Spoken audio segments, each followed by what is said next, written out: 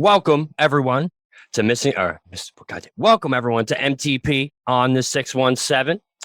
Tonight we have something very special for you. It's coming up on football season, so we figured we'd roll into another championship DNA. This is going to be the 2004 New England Patriots. Some would call them maybe one of the best NFL teams ever. I'm excited to dive into this season. I'm excited to dive into this team. Mike, how we doing tonight, man?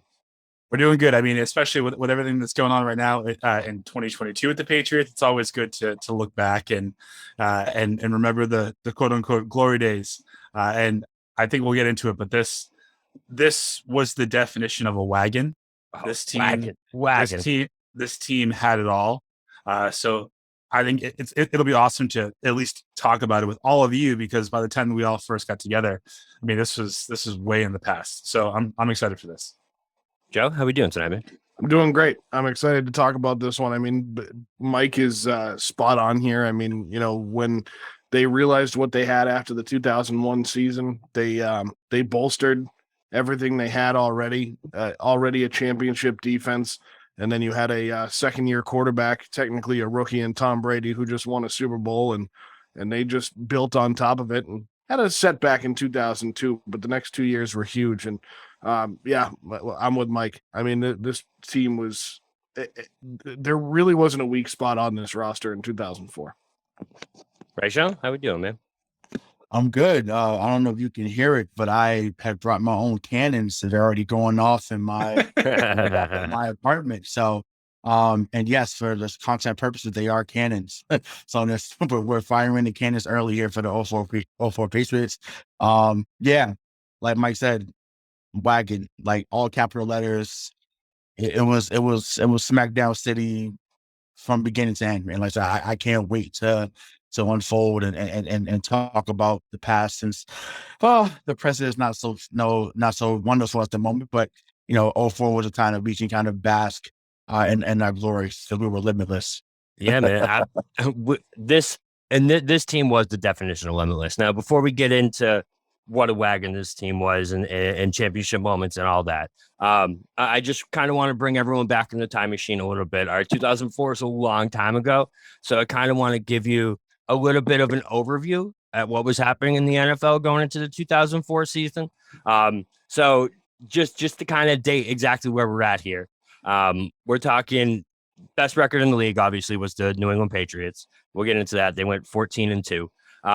Most touchdowns in the league this season, Sean Alexander. He had 20 touchdowns. Dante Culpepper led the league in passing. That's a name you haven't heard in a long time. Curtis Martin led the league in rushing. Rushing touchdowns was LT. Interceptions, Ed Reed. The teams that were on top at this time, obviously, we had the New England Patriots. The Eagles were the 1 seed out in the NFC. We had the Falcons. I believe this was 2004. So what was this? Mike Vick. This was Vick days over in Atlanta. McNabb days, but yeah, or arguably one of the best Madden games of all time. Right. Arguably one of the best Madden games of all time came out this year. We were all juniors in high school. So this is throwing it back, man. And to throw it back right to this team, we'll get right into it.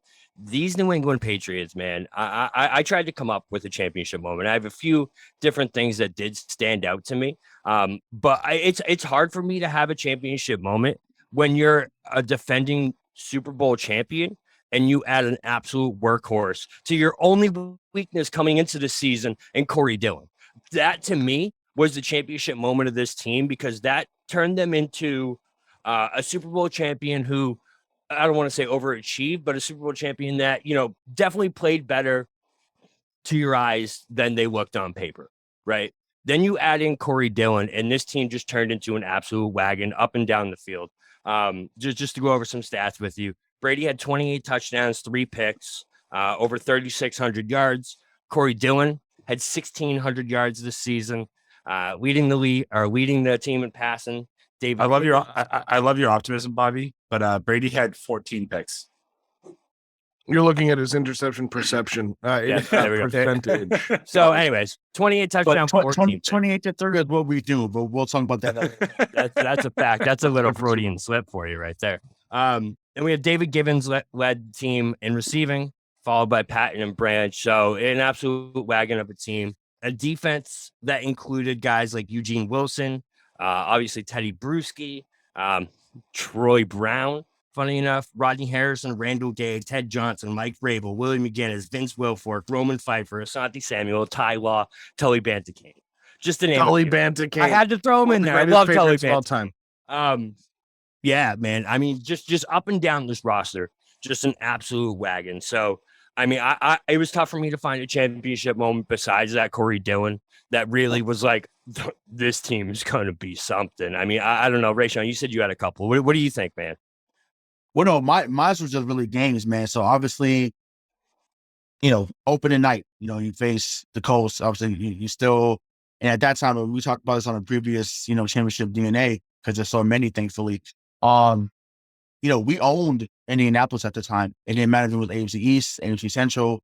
Like, we owned Indianapolis, and it didn't matter if it was a close game or it was a blowout. Like, we were going to find a way, to become victorious. And like I said, this won't be the first or last time that these guys are brought up in the show. But, so starting off with a 3-point victory there.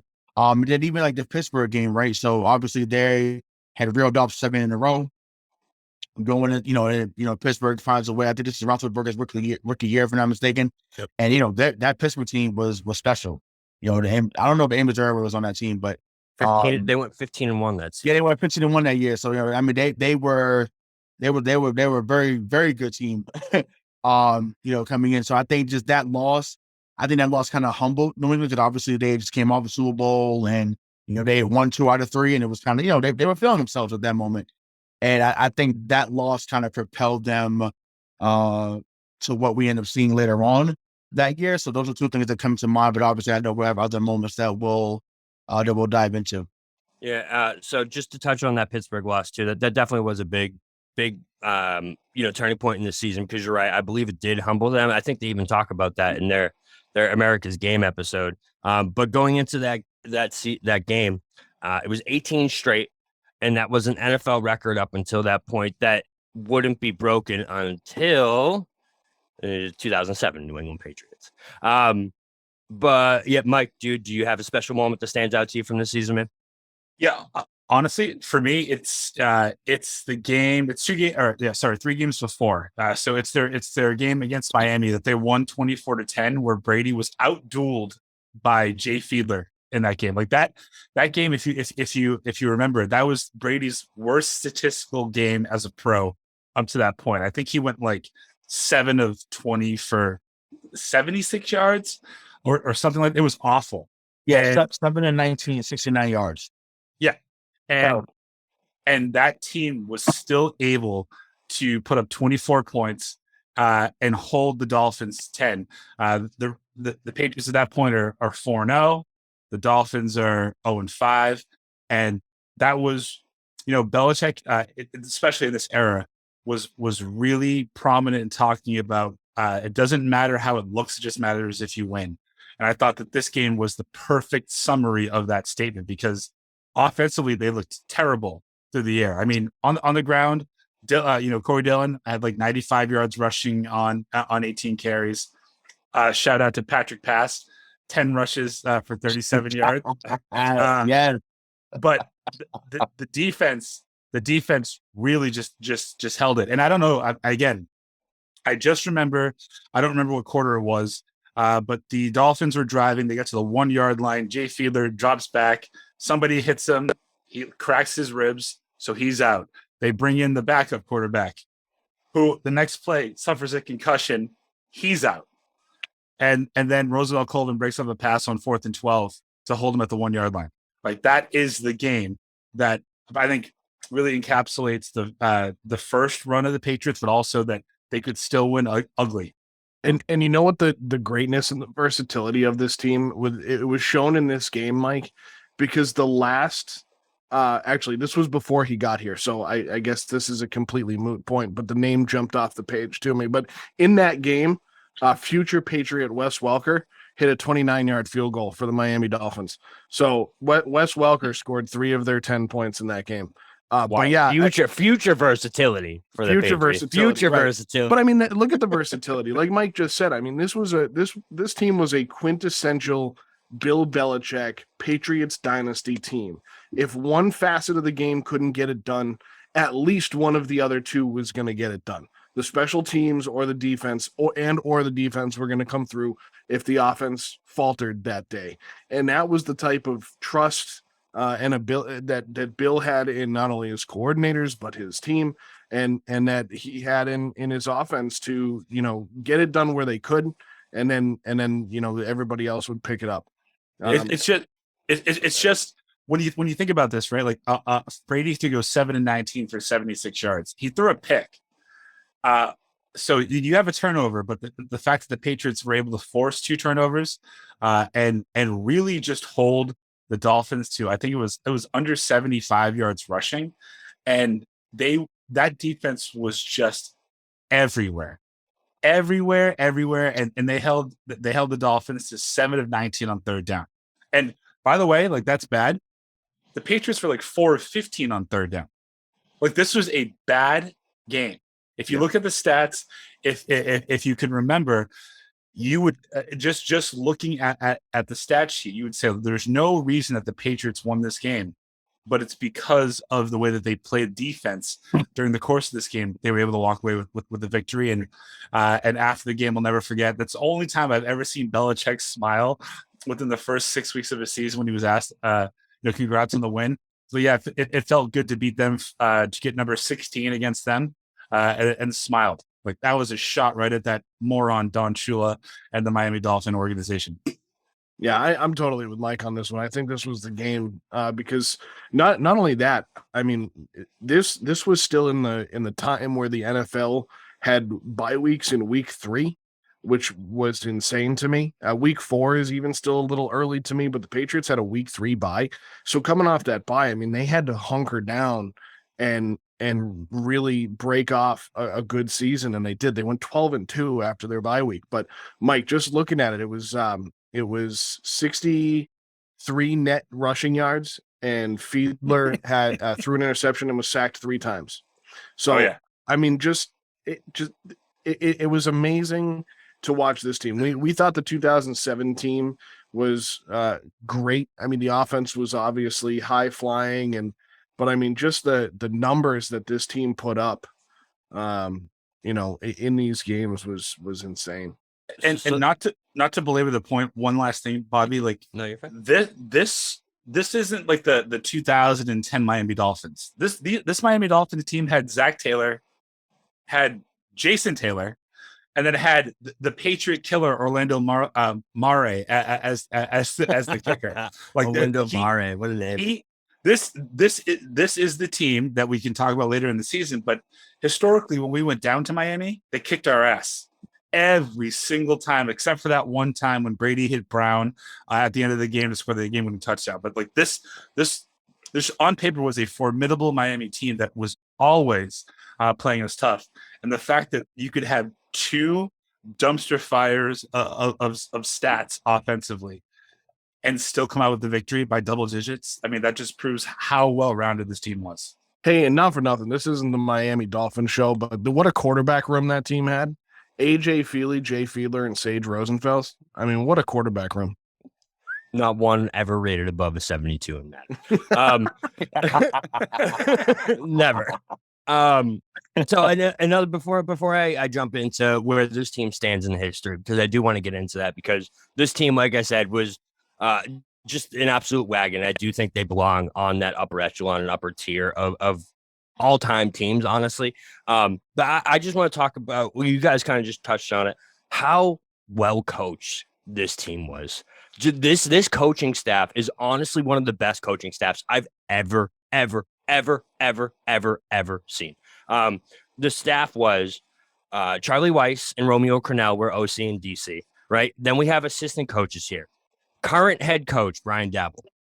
Brian Flores, former head coach of the Miami Dolphins. Eric Mangini, a former head coach. Matt Patricia, Josh McDaniels, and then one of the best offensive line coaches of all time, Dean Pease. These guys were one of the best staffs that's ever been put together, I think. And this is their third year of doing it together. It ended up being their final year. And it was kind of like the last year of that first generation of the Belichick tree. But this coaching group, to me, just put that team to that next level. Like, they were already amazing, but then you add in these coaches, man. It was so hard for this team to fail, to me. Like, they were set up for success from day one. Was this the year? And I'm just asking. Was this the year that Rob Ryan was on the staff too? I think that was later on. I think it was 04. It may have been. Yeah. I always thought that was later on, but I mean, but even him, right? Like, obviously defensively, we know, obviously, with his buddy Ryan, like, one of the best defensive coaches of all time. Mostly known for that 46 defense for the 85 Bears. But yeah, I mean, that's when the pipeline was the pipeline, right? Obviously, a lot of things have happened since, but yeah, that's when, they were in their coaching bag, literally, figuratively, however way you want to put it. That's when people could challenge each other, mainly challenge Bill. Players respected everyone from top to bottom. And once again, there's so many guys that came out of that, that room as head coaches. Even his original Browns run, like Nick Saban, I forget, there's some other guys that's skipping my mind right now, but some guys came out of that tree in Cleveland too as head coaches. So Nick Saban's good enough. Like, he's good enough. Yeah, that's true. I mean, great. I think he ended up going to Miami. I think that next year after this, right? Because Miami ended up having a subpar season. Then Saban comes in and still leaves after a short time. But it is what it is. But yeah, it was definitely a hell of a coaching tree for sure. And yeah, that's when they were coaching from the neck up. It wasn't like, oh, you got talent, you got this. Like, remember, they were finding guys off the street. Like, they found Stephen Neal, damn, wrestling in the basement essentially, and damn near becomes a Pro Bowl offensive guard. They were coaching from the neck up that, hey, if you control this, the rest of this, the blocking, the route running, the passing, all that stuff falls into place if this up here, if the IQ is there. And that's what they preached heavily, and it worked time and time again. So we touched on, the championship moment. We touched on, what drove this team this entire year, right?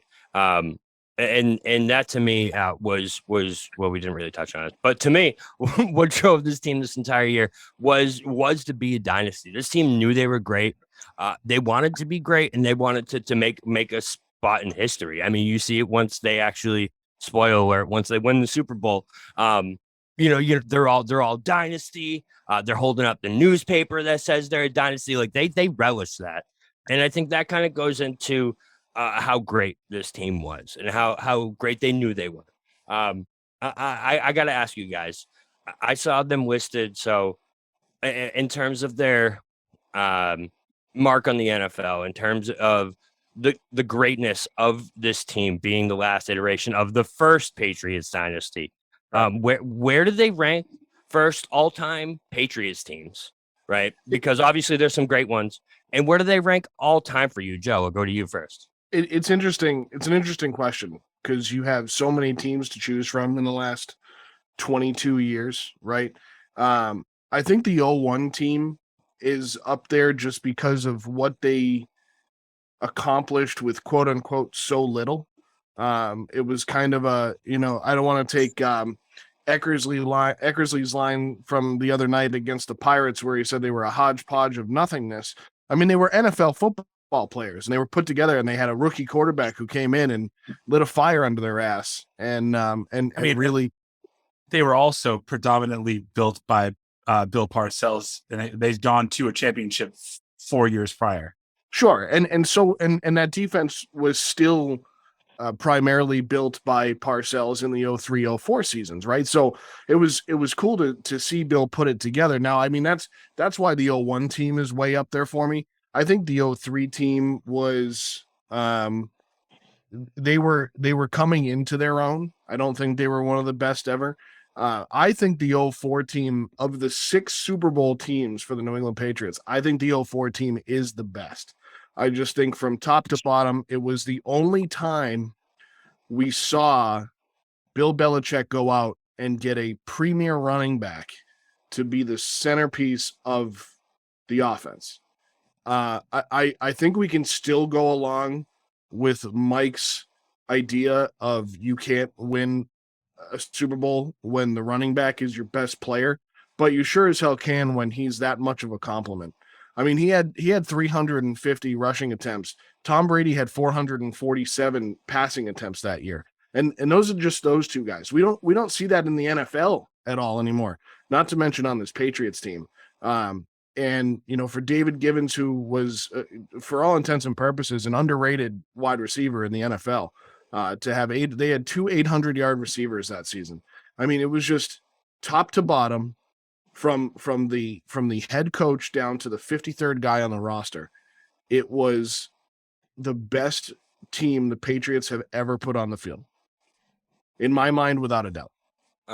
Before I throw it to anyone else, I just want to throw out there, David Givens is literally my favorite Patriot of all time. I can't really tell you why. Stop. I love. How can it not be Terry Glenn when I he's playing for love both of your favorite teams? Bro, I just love David Givens. He was the one guy I always rooted for. He was like once David Givens left and went to Tennessee and his career fell apart. I was that was when I was out. But anyways, he got paid. He did. He got paid. Mike, where do they rank, man? Number 1. They are, right? Yeah, and I don't think it's close. I think when you think about this team that had won the Super Bowl the year before, and added, replaced Antoine Smith. Say whatever you want about him, the guy who won 2 Super Bowls, right? They replaced him with a guy that had a reputation going around the media and in the league that says that he's trouble to deal with. He's not worth it. Corey Dillon comes in in the league and 1,600 yards. Like, to Joe's point, this team was balanced on offense, balanced on defense. They could rush the passer, and if you were able to get the throw off, they're going to pick you off or disrupt it. This is the best championship team, and it's also the best team that went to a championship. Like, this team is better than 07. 07 didn't win, but this is the greatest Patriots team that we've seen. Right? Ooh. Wow. I don't know if we have enough time to get into that one, but okay. To me, it's actually a tie.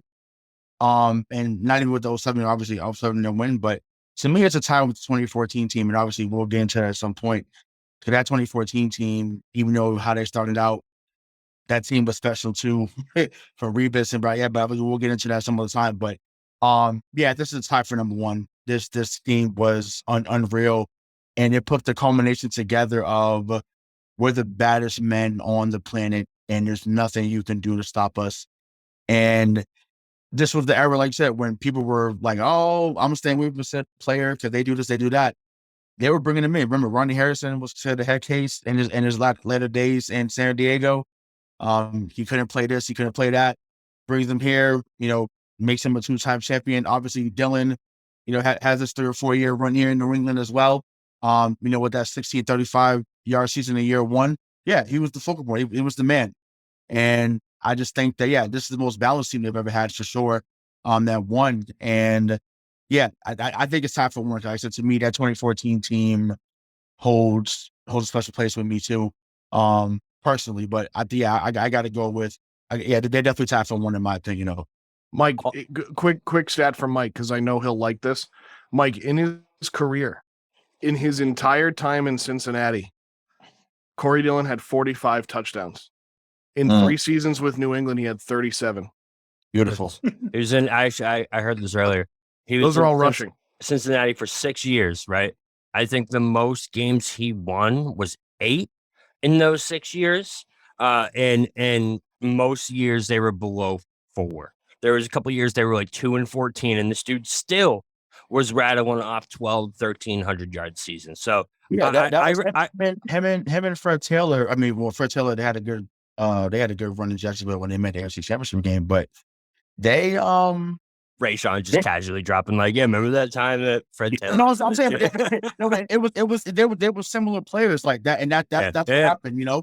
And it's just like, to me, I would be upset too if I was playing. That's what I was playing behind John Carter, or playing with Jeff Blake or Achilles Smith, or Peter Warrick, who was a monster at Florida State, but got to the league and forgot that he could play wide receiver.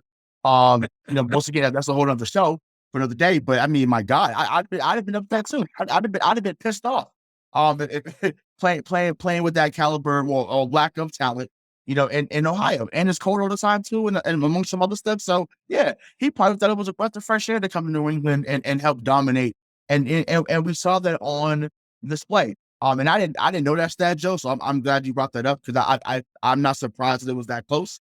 But yeah, he buckled down and gave the Patriots what they needed, and he always gave the game what it required. So yeah, I'm forever grateful that they brought Corey Dillon over here to New England, because yeah, he's definitely the best running back in the Belichick era, hands down. Yeah, two things about this season that I think it all happened. One, before we talk about the rest of the year, is the draft, right? In this draft, Bill actually picked players that would have a meaningful impact. That season. 2 first-round picks. He had two. Vince Wilfork, Benjamin Watson. Say what you want. Marquise Hill. He was also he played, I think, on the team until 2008. So he was here, but like Vince Wilfork was that's the guy right there. They had to replace the Patriots Hall of Fame. They had to replace the rental that they had for Ted Washington the year before, and they drafted Vince Wilfork out of Miami, and I think he's the best defensive tackle, one of the best defensive tackles in the league, and probably in Patriots history. Number two, which happens after, I think, you know, midway. I want to talk about the Pittsburgh game, but midway through this year, people around the league are saying, you know, Belichick, Brady, like, they're on to something. I don't really know what's happening. But in this year, you see the league go from like, what's going on there, till the end was Belichick's a genius. Anything he does is the greatest. And Brady is catapulted from this game manager to a man that will win you 3 Super Bowls in 4 years. Like, everything that they banked on for the rest of their time, and still Bill does, until their next run happened this year. They solidified the dynasty in their names this year. So that kind of leads me right into something too. So if we were in today's day and age, right, and these 2004 New England Patriots were a thing, so all time, right, these New England Patriots are ranked 16th of all time. I think that's blasphemous, if you ask me, because if this was today in 2022 and a team had won 3 out of 4 Super Bowls, so let's say Mahomes didn't just lose to the Bengals, and they didn't just lose the year before. Who did they lose to in the Super Bowl? I didn't remember right now. To the Bucs, right? To Tom Brady, right? So they had won. They beat Tampa Bay and lost this year, right? So it's 2 out of 3 again. Or 3 out of 4. What the fuck am I talking about? Either way, they lost 3, right? So they would be considered the greatest team that we had seen in the last 20 to 30 years by the Twitter sphere, by the general public. That's how they would be viewed. So to sit here and tell me that this 2004 New England Patriots isn't a top 10 team of all time is insanity to me. Because when did that article come out? I'm reading it. I'm looking at it right now. It was by Bleacher Report. They had the 2004 Patriots 14th all time. This was in 2017. Okay, so to me, for it to be in 2017, and maybe I'm out of bounds to say this, but I just think it's true. That's Patriots fatigue at that moment, right? Because they had just got number 5 at that moment, beating Atlanta. So people were recently biased, man, that's the greatest one we have seen, and you know, and I get that. That's the greatest moment. Like I said, once again, we'll get there. Definitely the greatest moment. You know, that won't be top. But Well, we don't know if it'll be top, but as of now, it's not topped. Yeah, I think that's patient fatigue. That there's no way you could think of 14 teams that were better than that 04 team. Was Seymour still on the team? Was Seymour? Yes. Seymour was still here, right? Seymour was here until 2009. But just think about that defense, guys. That defense is an all-timer. They had 15 guys on this team that were legitimate starters for 10 years in the NFL. I mean, you had guys like Roman Pfeiffer and Asante Samuel as your backups in this season. So when you did lose guys that could step in and fill roles, like it just the Ty Warren, exactly the depth unreal. The depth of this team just is unmatched to today's standards, and I just don't think you can take teams from nowadays and compare them to the 2004 Patriots team. But here's the thing: if you took the 2004 Patriots and brought them into 2022, those players at the ages they were, they're winning another Super Bowl. Maybe not this year, but within like a year or two, they're winning a Super Bowl. I mean, that team was just outrageous. Let me ask you a question, and like I don't care if you know the exact answer. We're just glancing at that ranking from 5 years ago. How many of the teams ahead of them won a Super Bowl that year? So probably the Dolphins. 1, 2. Number 11 is the 96 Packers who beat the Patriots. That's team. No, number 10 is the 92 Cowboys, won the Super Bowl. 84 49ers won the Super Bowl.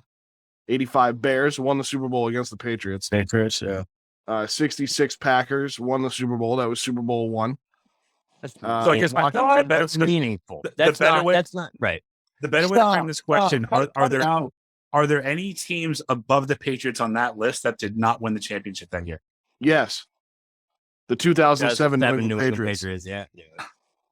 Knew it. Well, knew it. Mike didn't expect this to go that way, did he? No, he didn't. Touché. But no, it's just you can't when this is the same. Listen, it's the same group of guys. That's really where I'm at. Is like you had the same group of the same core, right? Bruschi, Troy Brown, Ted Johnson, Mike Vrabel, Willie McGinnis, Brady. That Ty Law, right? That same core was there, and they just brought in ballers to fill in around them, and it made for such a good team that you don't see teams put together like this 2004 New England Patriots team. Like I was amazed going through all the names, where I was just like, what the hell? Right. Like I didn't remember how good this team really was. I mean, we would be doing this show, Your Baby, a disservice if we don't talk about the Halloween Havoc game, where it looked like from an outsider perspective that we aren't as good as we think we are. We're going up against Ben Roethlisberger, the rookie out of Pittsburgh, who had didn't they go 15-1 that year? Yeah, but it was asinine. Yeah, they were also a wagon. That game, I remember vividly watching this, and I think the final was 34-20, but it wasn't that close. It wasn't that close. I never felt like we were in control. You think about that game, two things: Corey Dillon did not play; he was sick. Ty Law got hurt. I think what was in the second quarter of that game, and we lost him for the rest of the year. So now we have, I think, Tyrone Poole playing corner. Opposite of Asante Samuel, and they had the privilege of covering Plexico Burress, Hines Ward, Antoine Randall L. And you still had, I don't know if he was peak, but you still had Jerome Bettis and Deuce Staley were the running backs in Pittsburgh. We've seen this before. We've seen a team start 6-0, and then they get punched in the mouth. Like Mike Tyson always says, everyone has a plan until you get punched in the mouth. And then it derails their entire year. Everyone, I think, nationally was thinking at this point, if you remember watching, Sports Center, this is the Stuart Scott days. This is the glory days of ESPN, saying like, what are they going to do? Are they for real? Can they bounce back? And then they won another 6 in a row. Like, this was the game that should have defined them for the wrong reasons. But I think to your original question, Bobby, you can look at this game and say, well, that's a championship moment. Like, that's another moment where they got their asses kicked. They were down, they were outgunned, and then they still fought to get to where they would ultimately end up. Yeah, absolutely. Yeah. And go ahead. No, go ahead, Ray. No, I mean, like we kind of said something earlier, but yeah, like I remember watching Fitz on me, like, man, like I wonder if we are going to get to this again. And I figured we see Pittsburgh again. I just felt like we were going to match up with them. Well, if we got the chance, once again, they was talking crazy. They was talking crazy. And of course, like, you get the Broncos, like, oh man, New England won as many games in a row, so they felt that they had it. And and I was going to say this later on, but whatever, we're here. This is one of the few times that Pittsburgh beat us when it quote unquote mattered. They didn't have much success going forward with us when it mattered in any season. So Or in the I mean, hey, I guess they could take peace in the fact that they won 34-20 that day, but there was plenty of moments where they were having chip and dip in February.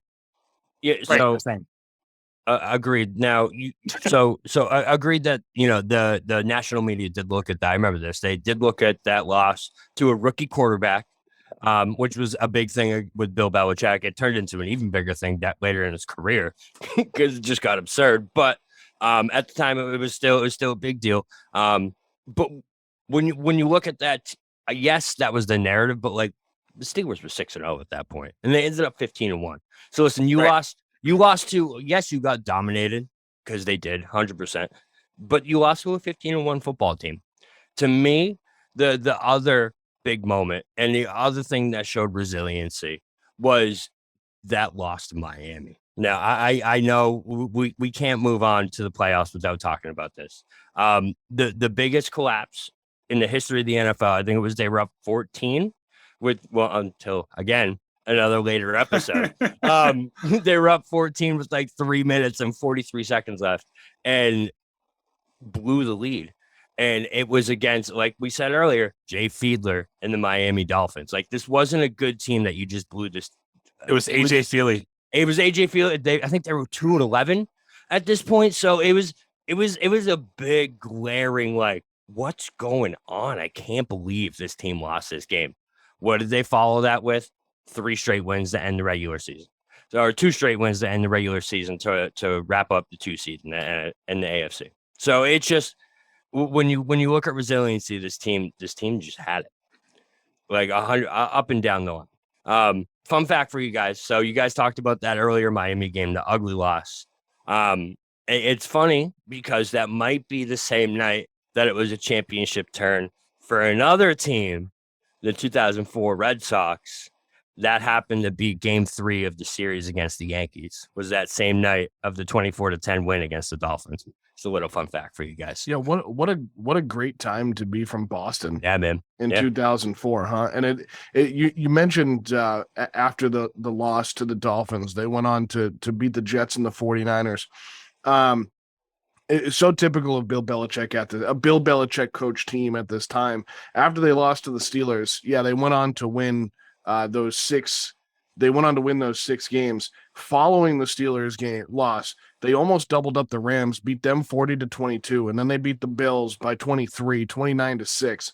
And then after they lost to the Dolphins, they beat the Jets 23-7 and the 49ers 21-7. So it was like a, light a fire under their ass and get going, because it's what sometimes those losses are what you need, and clearly that's what that team needed. So we're going to get into the playoffs in a minute here. I just want to wrap up regular season. So just to put a bow on this, to let you guys know how dominant this defense really was heading into the playoffs. The New England Patriots held teams to under 10 points 5 times on the season, and they held them under 28 times. That's where this New England Patriots defense was at, and it led them to a 14-2 regular season 2 seed. So listen, guys, it's playoff time. We're going for championship number 3 at this point. All right. Number 4 for the city up until this point. So leading it off was the nemesis. We're actually going to go game by game for the playoffs. So leading it off, we have the Colts. This was I don't even want to call it a nemesis because the Patriots were absolutely dominating Peyton Manning and the Colts up until this point. But it was the Indianapolis Colts. What were the Colts that year? They were 12-4. Manning had 49 touchdowns. I believe this is the year he had Marvin Harrison and Reggie Wayne. And they were just an absolute. He had a 6 touchdown game in Detroit that year. Right. Yeah. So, and this was the record up until this point. Manning set the record for most touchdowns in a season. So this was an absolute wagon of an offense, and they came into Foxborough. I was actually at this game. Me too. It was snowy. It was great. And that defense absolutely dominated Peyton Manning. It was within 10 minutes of this game starting. You could feel it. That defense was not letting Peyton do anything. It was the snow. It was Belichick. Everything was in his head. Peyton looked, normally you see Peyton Manning, behind the center calling out his Omaha, this, that. He's looking calm, collected. Not this game, my friend. This was 2004 when Belichick had Peyton Manning's number. He knew it, and he was panicking in that backfield. And I'll never forget. I'll toss you guys in a second. The Rodney Harrison interception in that end zone, man. I'll never forget it. I had the view from like the end zone angle, so he was like up in the air. It was absolutely amazing, and it just showed how dominant and how dominant they knew they were. They took a record-breaking quarterback with one of only 2 times in the NFL this has ever happened. 2 or 3 1,000 wide receivers, I believe, in the same season. It was Stokely, Wayne, and Harrison. Twice this has ever happened. And they came into Foxborough and got dominated 20-3.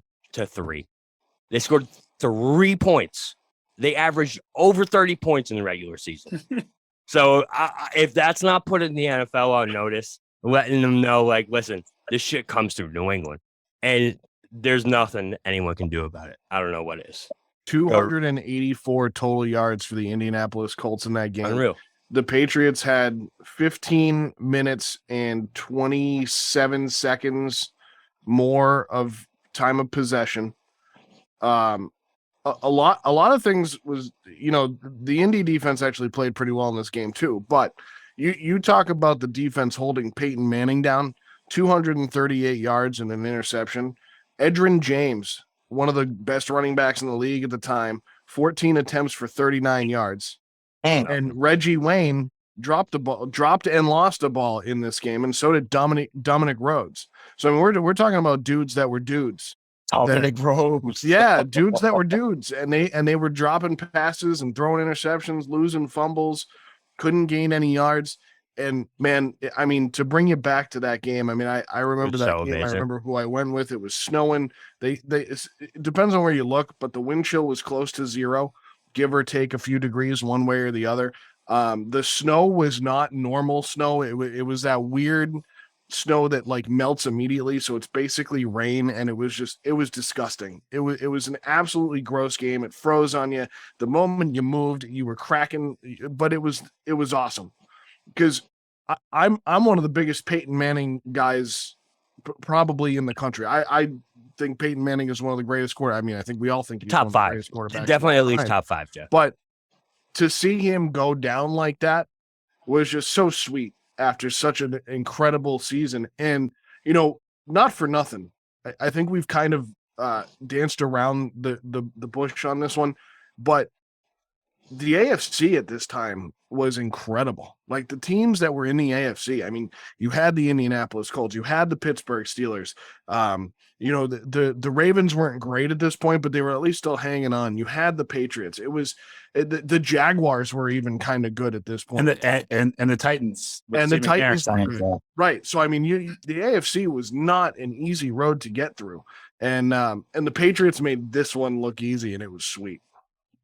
I just think I remember a couple of things. I think, if I'm not mistaken, Indianapolis beat Kansas City in the playoffs here the week before. And that was when you saw like Peyton like dancing and singing in the locker room. He's all excited. And he walks in with that high-powered offense. And he gets his ass handed to him. I mean, he could not figure out what the Patriots were doing. Mm-hmm. And it's, he only threw one pick. And if you look at his stats, I mean, they're not terrible. 27 of 42, 238, no touchdowns, one pick. Like it's not great, but it's not bad. I remember this game because this is the game that Teddy Bruschi says, "Fuck you, it's not happening here." I mean, he had 2 fumble recoveries, and he stripped them both. I believe it was Reggie Wayne and Dominic Rhodes, right? Like he literally grabbed the ball. I think it was from Dominic Rhodes. Like he just took it out of his hands. Yeah, and this was a great test of wills. And you mentioned the fact that they had 3,000-yard receivers, and that in and of itself is ridiculous to comprehend. Their leading receiver that game was Edgerrin James. 7 catches, 70 yards, because Stokely, Harrison, and Reggie Wayne accounted for, I believe it was 16 total catches for 128 yards combined. That's what that Patriot defense without Ty Law did to the Indianapolis Colts. That team had Dallas Clark on it too. So there you go. And Marcus add another. Too. I'm like, and Marcus Farley. Like they just had a multitude of weapons. But the thing is, this is when you were allowed to manhandle receivers. And everyone knows Peyton Manning, his whole career is all about timing. It's all about timing. If you disrupt his timing, you had a chance to beat him. And we did it repeatedly, and until a couple of years after in the AFC Championship game. It's funny. It was in the RCA or RCA Dome, whatever it was called then. Back then, RCA Dome. Oh yeah, yeah. Like there we go. Time capsule, right? So in the RCA Dome, then it's funny it took them to win that there, because they to me, I'm like, they were never going to beat us in New England. I was not worried. I mean, I remember watching that Chiefs game you was talking about, Mike. I was like, okay, great. Like they're coming up here, cool. Like it's, once again, they're not winning up there. Once again, had they been at home, maybe, because they were a dome team, like how that St. Louis team was, but they wasn't beating New England in that inclement weather. No way. Like that just wasn't happening. But like I said, those guys were able to get manhandled. It disrupted the timing, and you had guys like Bruschi, McGinnis, Pfeiffer, Colvin, like those guys just made plays when they needed to, and it propelled them on to Pittsburgh, and which is that's my favorite game of the season. The wildest part about this, sorry, Bobby, no, go ahead. That the Patriots had 18 total receptions. Only 2 receivers had more than 2 catches. Kevin Falk. That was David Givens. Yeah, and Corey Dillon. There you go. The rest were at number 2. At 2 was Troy Brown. You had Christian Fourier with 1, Branch with 1, Pass with 1, Pat with 1, Slough with 1, Daniel Graham with 1, Bethel effing Johnson. Speedster. So a couple of different things. Storylines for this game was first, the Colts. And this was when Peyton was the regular season hero. He was the Aaron Rodgers, as Mike would put him up today. Better than Aaron Rodgers. Yeah, well, at the time, we didn't know. Then also, the Colts season before lost to the Patriots in the AFC Championship game and complained about the Patriots and their how rough they were on their wide receivers and that they were playing illegally. So the NFL said they were going to pay more emphasis to it. And what?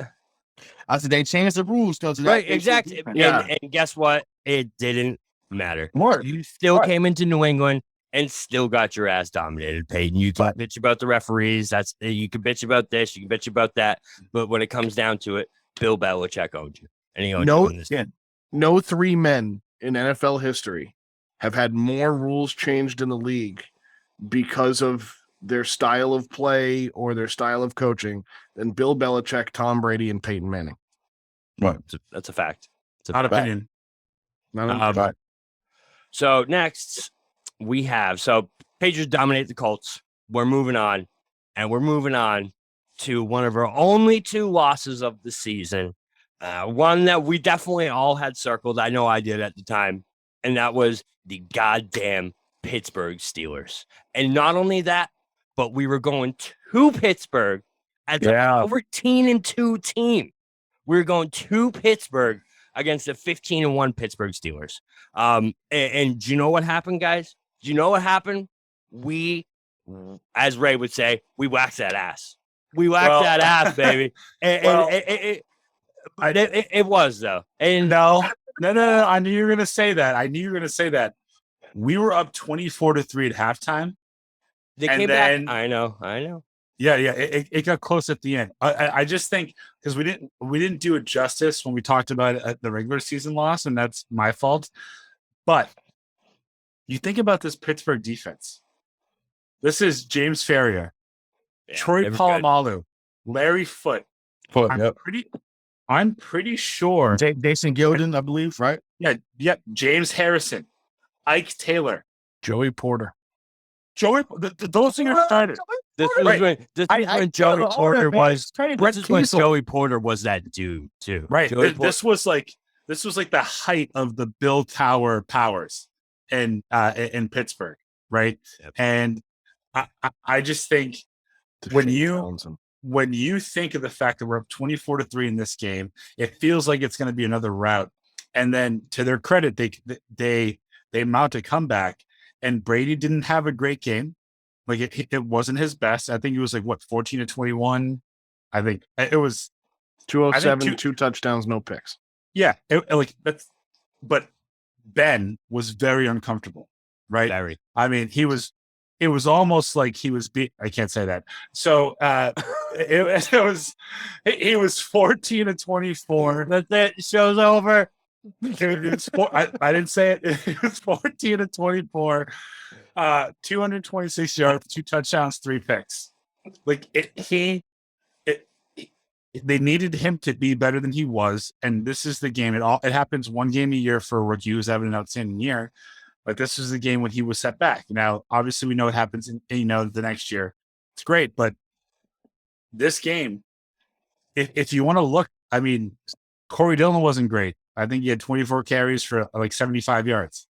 Deion Branch, he was the man. 4 catches, 116 yards, and a touchdown. Like this was the game that they needed. They needed to right that wrong from Halloween. But I do remember, I vividly remember at halftime thinking, man, this is gonna be fucking awesome. Like this is great. Like we're just gonna pounce on them. And then like those memories of 2001 when they almost snapped Brady's ankle and they almost lost that game, that starts creeping in. And it was a game into the 4th, but 41-27. That is the best victory of the year. For the amount of points that were scored, it was a defensive game. In 2 games against Pittsburgh in that season, Tom Brady threw for 411 yards combined. In those 2 games, 207 in a win, 204 in a loss. And I mean, that just goes to show the kind of football that was played 20 years ago. And it makes me feel really old saying a statement like that, but you had 2 of the best coaches of 2 of the best coaches of all time. I'm going to put it out there. I think Bill Cowher is one of the best coaches of all time, but they went toe to toe. They had 2 of the best teams out there, 15-1, 14-2, exactly what the NFL wanted. And they got the game that they wanted. And it was an instant classic. And the Tom Brady and the Patriots, Bill Belichick got their revenge on the road in once again. I mean, we're talking about football cities here. It was 11 degrees with a wind chill of -1 in this game. I mean, it wasn't that played into a lot of the defensive performances back then too. Now with global warming, it's getting a little bit warmer, so they don't have those kinds of games anymore. Right. No, I mean, listen, the Rodney Harrison interception, like it lives rent free in my head all these years later. Every now and then, just to feel better, I watch that highlight, and him just coming down the sideline and that's when the original ball game came about. I was like, we're going to the Super Bowl. Like it's and I'm not I got nervous a little bit, obviously, with the comeback, but I was like, well, we got him in Pittsburgh before, we'll get him in there again. And once again, till this day, shout out to did I say, wow, to this day, Pittsburgh has not beaten us when it mattered. It didn't matter if it was Terry Bradshaw. It didn't matter if it was Cordell Stewart. It didn't matter if it was Roethlisberger, Charlie Batch, whoever you want to put in there, Neil O'Donnell, whoever. It doesn't matter. They have not beaten us when it mattered. Just had to put that out there. In the words of Big Daddy King, we got the job done. Yeah, 87-yard return for a touchdown. That was just amazing. Beautiful to watch. It was beautiful. The fact that Eugene Wilson had 2 picks in that game. Listen, It's wild. Eugene Wilson to me. I remember. Oh my God, Eugene Wilson was a missile this season. All right, I think this was. I don't know if this was an outlier of his career because you didn't hear much. Yeah, it was. It was. But he was all. I was watching highlights today. He was all over the place this season, and this game was no exception. I figured out also why I was such a David Givens fan is because of this playoff run. Yep. Okay. David Givens was unreal, and this always kind of happens with New England Patriots second and third wide receivers in the playoffs. You have Amendola. The list goes on of guys that have stepped up, but Givens had 2 touchdowns. One touchdown in this game, one touchdown in this game, and he had a touchdown last game too. And I David Givens really stands out to me as like a guy that exemplified that Patriot way of like being a guy that didn't get your number called that often, but when you did, he went above and beyond, and he was such a primary target. That's what I'm saying, bro. And I mean, you look at Deion Branch, who had 4 for 116 and a touchdown. I mean, but David Givens, man, you're right. He was there when he was called on. You're right. I mean, that's the guy He's from Notre Dame too. So yeah, that was the prototypical guy that Bill looked for throughout his coaching career, was that David Givens, Wes Welker, Julian Edelman type of guy who, Julian Edelman, of course, as his career went on, became more of a number 1 target for Tom. But yeah, I mean, it's fun to look back at this team, and you talk about that defense, man. Like that defense floated all over the place. Remember that was kind of that first year where the only guy that was down was Wilfork, and then it was like everybody else around him. It was that amoeba defense, and it was incredible to watch. And I mean, in this game, held Roethlisberger to 226, 3 interceptions. I mean, they really had him in a bathroom stall all day, and didn't let him out. I hate that. But they really shut him down. I love it. I love 3 interceptions, 1 sack. I love it. Allegedly. I have to do the call. Oh, sorry, allegedly. That's awesome. But yeah, this was. I mean, we can put it away. We can keep going back and forth on this one all day, but this was a classic between 2 very good teams in a very hostile environment. But is that the game? So wait, no, hang on, stop. Listen, you guys keep calling it a classic like this was a goddamn close. This game never got within 14 points. I'm sorry. It was a classic. It was a classic. I know it was a classic beat down. I mean, I had a question, Bob. Before listen, we get to the Super Bowl, sir. Go ahead, Rick. Listen, I'm sorry. This game, it wasn't. If you are down 24-3 and you don't get within 14 points of that other team, it's never a game. Weren't they down 31-3, and then all of a sudden in the blink of an eye it was 31-17? 24-3, then it was 24-10. Oh, 30. I 31-17. I didn't see the 31-17. Yeah, like when you got was 31-20. 34-20. Yeah. Okay, so 11 points. That's pretty. When you're up by 20, 34-20 is 14. But still, it's 31-20. You deaf bastard. My bad. I'm just saying. Ray, go ahead. Is that the game that Brady threw that bomb to Branch and he was like, Yep. Yeah, I would. That's when I was like, yeah, like they don't have anyone that can cover this guy when he gets ahead of the defense. And that was a big. I think that was an FU from Bill and Tom. So remember that time people said, well, Brady can't throw deep. Everything that's immediate. Well, they showed y'all that game that if we need to go vertical, the vertical stretch route, and burn whoever's on him. That's what happened. Cause I fell off the couch. I fell off the couch on that touchdown. I was jumping around the house like Henson Smith when they won in 01. I would have just Dillon on that touchdown. I was like, yeah, let's fucking go. I was, oh man, you're bringing me back to great memories. I hope I don't pop a hamstring. That's what this show is made for, baby. But let's get to the rings, baby. Yeah. One more fun fact is to kind of lead us into it. Is this was the Dion Branch coming out party. All right, this guy. Listen, this guy was the third leading wide receiver on the team coming into this. He wasn't,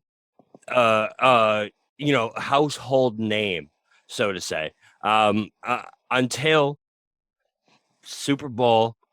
What number was this? I don't even know. 39, baby. 39 until Super Bowl 39. All right. Patriots versus, if there's a team in 2022, this is fast forwarding. If there's a team in 2022 that I dislike more than the team we're talking about right now, it's the goddamn Philadelphia Eagles against the Philadelphia Eagles. This was a great matchup coming into this. It was like the NFC almost dynasty. Almost was a very, very key word about this Eagles team. All I know, Bobby, Now, that if you were an Eagles fan, I mean, you would have been so happy because 4 straight years ago to the NFC Championship, like you would have made a championship DNA fucking show about Don't even them. start that. About even them. Start that You shit. love Don't even start that. and almost get there, but don't. Don't even, Michael. But my biggest recollection of this. You don't want to this start game. a Celtics tangent off of this, okay? You don't My biggest recollection of this game was not the fact that Andy Reid doesn't know how to manage a clock. Was not the fact that Donovan McNabb doesn't know how to call a play. It was that Terrell Owens, who again had been out there and talked about as a selfish player, not a team player. I mean, comes back after 6 weeks after breaking his fucking foot.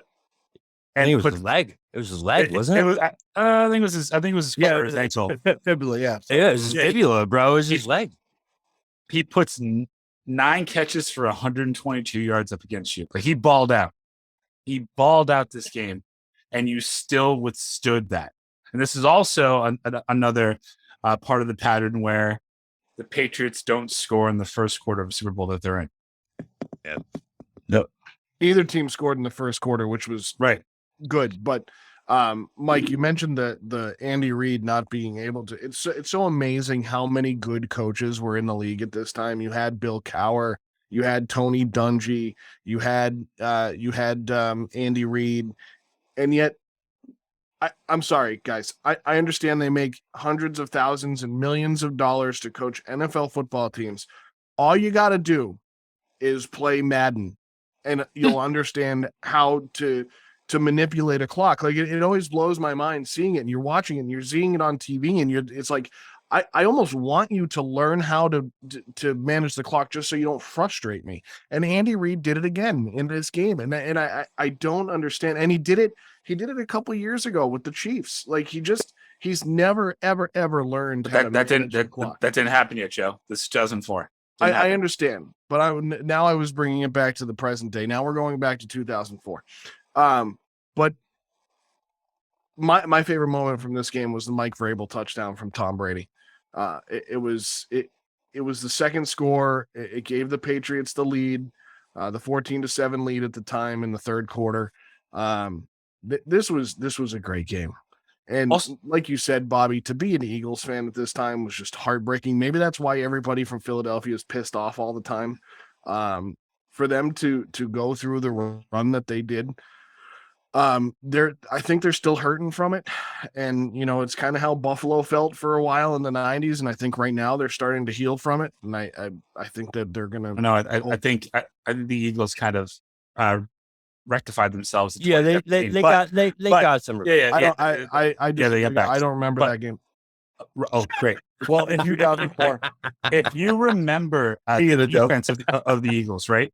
Again, another team. Like think about 2004. You got Brian Dawkins, you got Javon Curse, you have Lito Shepherd, Like you had three pillars on your defense, and yeah, again, this wasn't like the last seconds of the game that Vinatieri kicks in and wins it, but it was because he kicked it that we won this game, and also the fact that on the last drive, it was Rodney Harrison again, Yep. just flapping his wings after he picked it off. I mean, that was one of the greatest Super Bowl moments I've ever seen. And this game, this was to your point. You said that the championship game was Deion Branch's coming out party, Bobby. It's this game. Yeah, I mean, 11 catches, 133 yards. That was my segue, though. That's what I was saying. I know, but I didn't know you had the initial. you had the initial coming out party, and then after the Super Bowl, Deion Branch is officially a household name. Little did you know he'd only play 5 more games for the Patriots. 6? Yeah, let's not 6 games. But he became a household. Anyway. But so he became a household name after this. Also, this was when, again, the Patriots officially became a dynasty. They went from a team that was on a run to a team that, holy shit, the NFL needs to figure out what the hell to do with this. They never figured it out. Fast forward 20 years later, but it was such a monumental moment in time, because when these Patriots won this Super Bowl, right, when Rodney Harrison intercepted that ball, when Donovan McNabb puked on his own shoes at the beginning of that drive, there was just so many different things that you could point to that it was like, this team is so special. And I'll never forget the imagery of, I think is it Harrison or McGinnis holding up the newspaper that says dynasty, and it's got it was Teddy. That was Teddy. It was Teddy. Teddy. It's got the 3 Super Bowl trophies on it, because if you're an import into Boston within the last 10 to 15 years, you don't understand what it was like for Boston fans growing up in the 90s and the 80s and the 70s. Like this era of dynasty, this era of like, we're winners. We can do this every year, and we expect this every year. We don't expect failure anymore. And this team, this iteration of the Patriots, the Harrisons, the Brewskis, the Vrabels, the Laws, the Bradys, like this group is what started that in this town, is why we can do this goddamn podcast. As much today as I can sit back and like hate on the Patriots, whatever. Let's say this is also the year that you decided that you were done with them. No, that came later. But it was just this was the start of it. I'm not gonna lie. But it turned into we expect this. This is a championship city. We're winners, and we were no longer the Chicagos of the world. We were no longer the lovable Dallases of the world. Shut the fuck up. He just That's awesome. But Bobby, this is also why we can look back at the championships that have been brought. Now we're back in 2022. We can look back at the championships that have been brought to this town by John Henry, by Robert Kraft, by Grossbeck, by the Jacobs family. And we don't have to be happy with it, and we want more, because we were afforded that because they gave that to us. And don't take it away. Keep bringing it. Right. It started this year. This was the game. Sorry, this is where it started. Yeah, no, 100%. That this was that starting off point, though, where listen, if the Patriots lose one of these Super Bowls, we're not having a great podcast for the last 65 minutes, and B, I don't think. I know it doesn't cross sports, but in my mind it does. I'm sorry. It turned a mindset in the city into something different, where the Bruins, the Red Sox, and the Celtics were like, this isn't acceptable anymore. You know what I mean? This isn't the way that we can run our 5 months earlier. And right. Well, exact. Well, and then think about who won after this. You had the Bruins and the Celtics both win championships within 5 years of this 2004. Or I guess the Celtics. The Bruins were a little further than 5 years, but the Sox, the Bruins, and the Celtics all went to the next, all before the Patriots win again. Well, you know what? So I think that's a great segue. Yeah. Let Ray talk to you. I haven't talked about the game, but you got You didn't talk. My bad, bro. My bad. Jesus. And that'll do it for us here Go on. ahead, like no, Ray, you know what happens when Bobby gets excited. This is what happens when Bobby. I'm looking at it's great. It's great for the content. No, it's cool. No, listen. Fuck you, Ray. This, You don't I get mean, to talk, this game was even though the game the year before was phenomenal. That's one of the best fourth quarters I've ever seen. And we talked about that. You can go back and listen to that show. But obviously that cemented the dynasty. But and Mike said it already, but I had to reiterate that. Listen, when I saw T.O. come back on the field, and once again, I was a T.O. fan. I was just like, I didn't see him as team obliterator. I didn't see him as the guy that was, he only wants to sign a Sharpie or get a Sharpie on his sock so he can sign a Sharpie, sign the football and give it to a fan. I was just like, yo, this dude is lethal when he's on, and he always produces. And I thought that with him coming back, I was like, this may be the game that pushed them over the hump. And yes, the comparisons to Buffalo were being said all the time. They had made 5 straight NFC championship games. Like, they were on a hell of a run. And thanks to, teams like the Rams, thanks to, Rondé Barber, my God, we'll never forget that interception in Veterans Stadium, that god-awful stadium. Him running down the field at 99 yards and Joe Buck with the lamest call of all time. And that might do some Tampa Bay to the Super Bowl. Yeah, they will 30-10, Joe. Duh. But anyway, sorry, I had to get that off my chest. But I just think about Joe Buck.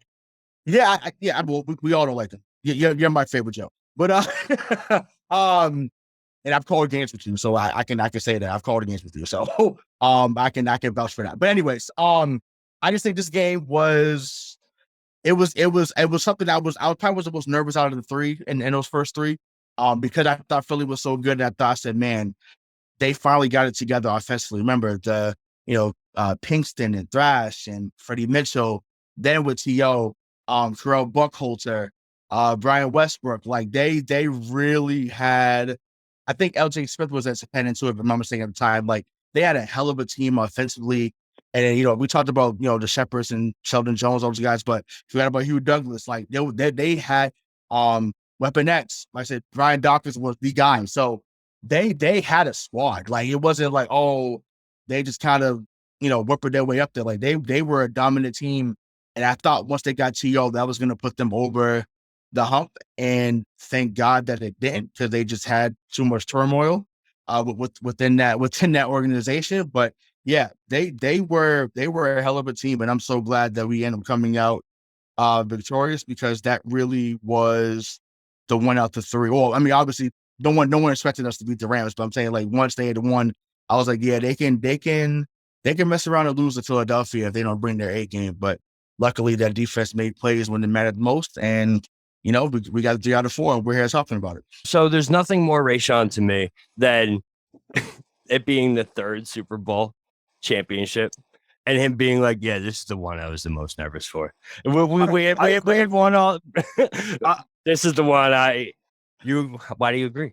I agree, because I said it earlier with, like, the 0-1 team, like, nobody expected them to get there. The Rams didn't even expect them to get there. They had their party route through the streets of St. Louis planned. The Pittsburgh Steelers already had their hotel rooms booked in New Orleans. Like, and then the fans, when Drew Bledsoe went down, no Patriots fan anywhere in the world will tell you that when Drew Bledsoe went down, when Mo Lewis hit him, that if you said the Patriots are going to go to the Super Bowl, if we went back in time and told ourselves the Patriots are going to win the Super Bowl, I'd punch myself in the face. I'd be like, no, they're not. There's no way.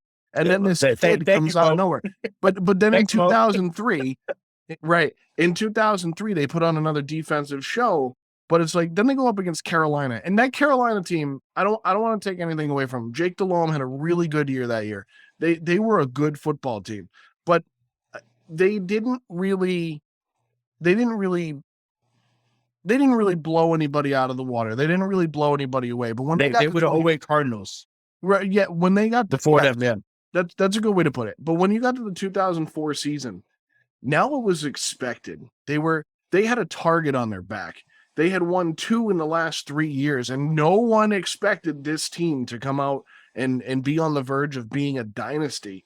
And then you have these teams that we just gushed over for the last 75 minutes, the Indies, the Pittsburghs, the Phillies, all these teams were out there, and we had to play them all to get there. The Patriots had to play all of them to raise that Lombardi trophy, and that made me the most nervous as well. I have to agree vehemently with Ray on this one, because it wasn't easy with the target on our back. Yeah, I thought you were gonna say it was on brand for me to just keep name dropping people and then come back to what we were talking about. But well, yeah, that too. But that's something I got really well in our alma mater. Right. So you guys can say that you were the most nervous for this one, but I'm gonna go down as saying this is one of the most dominant Super Bowl runs I've ever seen. I'm going to go down as saying that the Eagles were never really even close in this game. The Steelers were never close. The Colts were never close. The Patriots were destined to win this Super Bowl, and they were destined to start the first iteration of the New England Patriots dynasty. That's the nicest thing you've ever said about the Patriots. And that will continue to stay a fact forever. For Rayshawn Buchanan, for Mike Marcangelo, for Broadway Joe, I'm the real BK Bob Kelly. This has been Championship DNA on the 617 MTP. We're out.